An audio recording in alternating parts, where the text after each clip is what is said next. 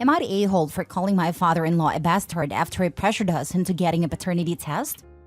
In my husband's family, you inherit from your grandparents. My husband's father got into his head that our son was the product of me having an affair. He said that he would not set aside money for him unless we got a paternity test. My husband told his father to go screw himself and we cut him off. It has been a couple of years now and he wants back into our lives, but he still wanted a paternity test. My husband and I talked about it, and we agreed under the condition that when it turned out that my husband was the father, the money for our son would be in an irrevocable trust for his future, even though obviously his grandfather has not passed away. He agreed, and we did a test sort of like 23andMe, but more reputable and private. It just so happens that my son is indeed my husband's child, but he is not related to a bunch of his paternal relatives. My husband's mom is a saint, and she divorced her jackass ex a long time ago. Father-in-law immediately started crapping on her for cheating, since obviously the tests show that my husband was illegitimate. 2 tests later, and the results are back, and my father-in-law is definitely my husband's father. My father-in-law, however, is not the offspring of the man he always thought was his dad. We had a legally binding contract, so my son has inheritance waiting for him when he turns 25. We saw my father-in-law over the holidays, and he was complaining about how he had to liquefy some of his assets to set up the trust fund. I said that if he had just accepted his grandson and hadn't been such a bastard about it, then we would all have been happier. He got very quiet and very angry. He said I was being very rude to insult him like that. I said that he had been rude to insinuate that I was cheating on my husband, and that technically he was indeed a bastard. He is furious with me and mad at my husband for letting me talk about him that way. My husband told him that he brought this all on himself and that if he wants to be in our lives, he will treat us all with respect. He followed up that since we have the money now, there is nothing he can hold over us if we choose to kick him back out. We are hearing a lot from relatives of my husband. Some good, some bad. Overall, they think I need to be more polite, but they agree he did this to himself. Now for the top comments. And that technically he was indeed a bastard. LMAO. Sheesh, what a story. Let us know if he finds out who his bio dad was. Not the a-hole. Plot twist, it was to help. Screw their polite. He wasn't polite when he basically called you a loose woman. Now that your son's trust is set up, you should give him as much respect as he has given you. And go no contact, because he's a great Ajax. So he barges into your lives demanding a paternity test, accuses you of cheating, but you need to be more polite? I think the heck not. You're not the a-hole, and your father-in-law needs an attitude adjustment. Not sure why I'd want to continue tolerating somebody like that in your lives, but congrats on a free trust fund. Yep. I'm sick of this mentality where people are supposed to be polite to the person who have utterly trashed and disrespected them. That's complete and utter BS, and anyone who dared to suggest that to me would get a solid telling off. Be the better/bigger person equals get back on the floor, doormat. As long as the abusive person has a preferred target, nobody else has to deal with the mess. Opie and her dear husband aren't playing doormat. Good for them. Father-in-law wanted to play stupid games and won a stupid prize. Turns out he is the illegitimate one in the family. I find that hilarious. Not the a-hole. All parties agreed to the terms. Don't dish out if you can't take it. Father-in-law is lucky you let him back into your lives.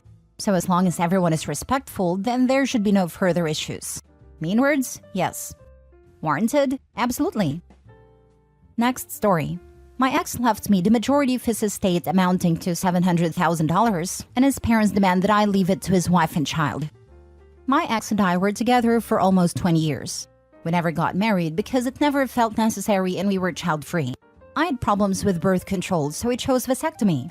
I found out that he cheated on me 3 years ago and I left him. He got with his affair partner. 6 months later, I heard that they were married. I found out that I was pregnant with my current boyfriend a year into dating, and even though we still weren't there in the relationship, we thought that we could make it happen. And sure enough, we are very happy, and we love our little family very much. My ex kept texting me on occasions like birthdays and holidays, which I never answered, but when he heard about my daughter, he sent me a lengthy and hurtful text about me cheating on him, and he never texted me again. I never answered. A few months later, my ex ended his life. This was about 4 months ago. His wife is apparently giving birth anytime now. I was surprised. I was contacted by a solicitor to tell me that I have inherited my ex's estate. He had left everything to me, besides some to his parents' pension and his nephew. I got a letter from him apologizing for what he did and saying that he loved me and wished me and my family happiness, and he wanted to help with that. Now, his wife and parents are very angry and demand that I leave them everything. I don't know. Would I be the a-hole if I kept it because that is what I want actually and what he wanted? 1. Hire a lawyer. 2. Get lawyer to take care of the details. 3. Don't spend this money, as any and all money from the estate to them should have been taken care of by probate. But they may contest the will. 4. You were not obligated to give any of that money back unless ordered by the court. He had liquidated all his assets before he was gone, sold his house, etc. Everything is liquid assets. It sounds like he knew he'd been cheated on. As others have said, get a lawyer and a paternity test before you make any decisions. If you do decide to give the child any money, do so via a trust. Being that he married a affair partner, they may be in a place with presumptive paternity. Regardless, getting a legal professional to represent her interests is a must. Presumptive paternity doesn't mean OP can't request they prove actual paternity in order to voluntarily gift some of her new money to the kid, especially since he got a vasectomy. Flip the script. They would give you nothing. Up to you if you want to keep it or ration it out. People get really weird about inheritance money and will actually destroy their own families over jealousy and such. If OP decides to ration something out, only through a lawyer. In fact, all communication with the other party should be handled through a lawyer. We'll avoid a lot of nastiness that way. In case anyone reads this and actually tries it, don't be surprised when people refuse to talk to your lawyer. They want to put pressure on you, not your lawyer. I'm just saying, it might seem on Reddit like a mic drop conversation ender, but it is not. In addition to telling them to talk to your lawyer, you also have to have the discipline to never take the bait when they're calling. Don't pick up. Don't text back. Don't email back. They will say anything to get you to reply. Anything. People with this energy have energy for it every goddamn day. That means you have to have that nope energy every day too. You can block them on all socials and all channels, but they'll find other channels. Document all the crazy, but also don't be surprised when a judge doesn't care. Everyone is crazy to them, including you. The court most likely won't put someone in jail for what the other party's doing, even though it's abuse, potential contempt/harassment, etc. They'll just let you suffer it. Sorry it's like this. Been through it a few times. If people refuse to talk to your lawyer and continue to harass you, you can get a restraining order and make sure everything is documented through your lawyer. There are very clear measures to keep you above board, even if they keep sinking lower. If they don't talk through your lawyer, they don't get what they want. They may keep at it, but as long as you toe the line, there's nothing they can do about it. Next story. Am I the a-hole? My wife won't allow my 14-year-old to speak to her half-siblings and my parents, her grandparents. I have been married since 2007 to my second wife. When we met, I had 3 children from a previous marriage who at the time were 9 female and 5-year-old twins, son and daughter. Initially, my wife and kids get along well, but when we had our own daughter together, now 14, her attitude changed dramatically, as she played extreme favoritism. In 2017, my wife convinced me to move to another state, and my agreement with her was that I would continue to see my kids on a regular basis. But this turns out to be only a few times per year. Our daughter was prohibited communicating with her half-siblings and my parents, only on my side, but it is permitted with my wife's 2 older children. I have started to put my foot down that I want to take my daughter to see her older half-siblings and get to know her grandparents as they are getting up in years. My wife is insisting that such meetings cannot happen without her. My parents and older children are not ready to just accept my wife back into their lives, as there is a lot of relationship repair that needs to happen first. Am I the a-hole for insisting that my wife stays home and that my daughter should be able to see her family? P.S. My eldest has a wedding planned for the summer, and my wife wants to go, but my eldest doesn't want her there as they haven't even spoken in 11 years, and the relationship was very hostile prior to that. My wife and I just started some couples therapy this week. Now for the top comments. Everyone sucks here. You know exactly why your wife is. But why the heck aren't you prioritizing your children? All of them. Why are you asking your wife's permission for your children to see you and each other? You just passively moved away from your children because your wife wanted to? You've just accepted her treating your kids like crap for 14 years. It only seemed to care enough to think about possibly doing something about it now that it's clearly affecting the kid you have with her too. Your other children are already adults aged 19 to 23, and they got there without you. This is essentially what happened with my dad/stepmom and my step/half-siblings. It's better now, but it still hurts. Parents have to advocate for their kids, and they can't let their partner dictate their relationship with them. Same, though my dad and his new wife are child-free. To go from being the center of a parent's world to being kicked off to the side then completely ignored except for texts and holidays hurts. It feels like the parents wanted a do-over with a new family. I'm honestly surprised OP's kids invited him to the wedding. I definitely wouldn't have. I guess there is some communication between him and them. Everyone sucks here. Your wife is a huge a-hole for alienating your kids and not allowing her child to know her siblings. You are an a-hole for allowing this. You have major damage to repair that is going to take time. If you continue to allow your wife to make rules regarding your children, you will lose those relationships altogether. I hope you're being honest with your couple's therapist and not sugarcoating this. Yeah, he's basically letting her steamroll their whole childhood experience in their family unit. She has extreme control issues, and he doesn't even seem to be fighting back for his own family. This would literally divorce-worthy for me if I had a partner trying to force literally any of this. No offense, but why the hell did you allow this to go on for so long? This is not okay. Your wife is an a-hole. Only thing we can say on this sub, and your kids deserve better than this woman. However, you are also the a-hole for allowing this to continue. No wonder why your wife isn't allowed at the wedding. Everyone sucks here. Because he thought with his man parts and basically abandoned his kids with his first wife. Honestly, if I was his kid, I wouldn't even talk to him. Last story. Am I the a-hole for publicly announcing that my aunt tried to use me as a child to get back at my mom?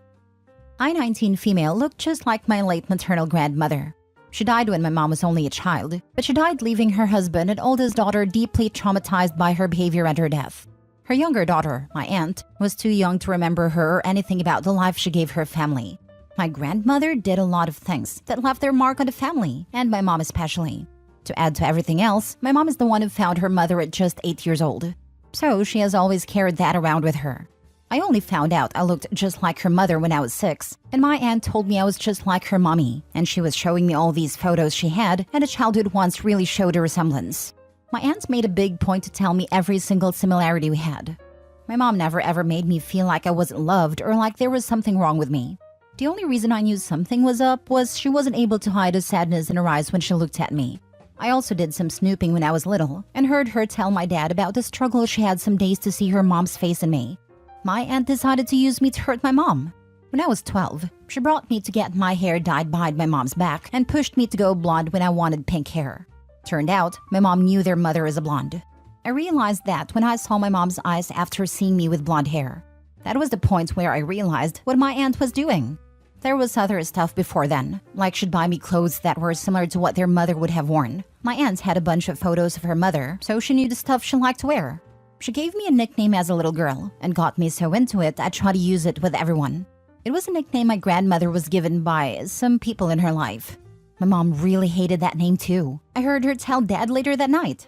My mom adored my aunts and thought they were super close. So when I did realize what my aunt was doing, I made sure to tell her I was onto her and wouldn't be trusting her anymore. She did attempt to do some more messed up stuff, but eventually I told my dad, and he told my aunt to leave me the heck alone.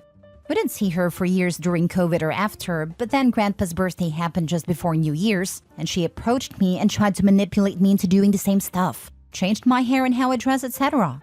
I told her I knew what she was doing and laughed at the idea of it being to hurt Mom. So I lost my temper and made sure everyone heard what she had done when I was a kid, and that she was trying to do it again. My dad and some other people there forced my aunt to leave, but not before she told me I was such a witch for spoiling the party and publicly humiliating her. Am I the a-hole? Not the a-hole. We need to normalize shaming people who try to manipulate people to hurt others. Also, social media is a good way to get the truth out. Cutting horrible people out of one's lives should also be normalized. Aunt's behavior is heartless to put it lightly, and absolutely psychotic to put it honestly. My ex has people like this, and her entire family acted like it didn't happen. If you had a sexual predator in the family, you'd tell everyone so they could not violate children and mess them up for life. Emotional and mental assault. I want to elevate it from abuse to what it truly is. Assault is equally predatory and violating. You're still messing that child up, and if that graphic description makes it real to you, then understand that happened to my children before I was able to finally protect them. Your aunt may have inherited your grandma's mental health issues. You are right to protect yourself and your family by outing her. Shaming these horrible people out of a family and out of the public square needs to be a thing. She is to be an a-hole. You are protecting the next little girl or boy that predator tried mentally damage. You are a saint. You keep doing you. Props to you and your dad and family for backing you up and protecting the kids and family rather than the family name. Wish my exes had that much class. As a dad has had to fix his kids, thank you. Not the a-hole. You got your grandmother's looks, but it seems your aunt got her personality. Quite the achievement, since she never knew her. Just tell her you were doing what she wanted and giving her a taste of grandma. If she was publicly humiliated by everyone knowing about her cruel little game, then it's probably time she looked in the mirror or went to a therapist for whatever messed up childhood resentment she held against your mom. Or don't bother. She obviously lives for the drama. Go back to ignoring her existence. It will probably annoy her more than any response.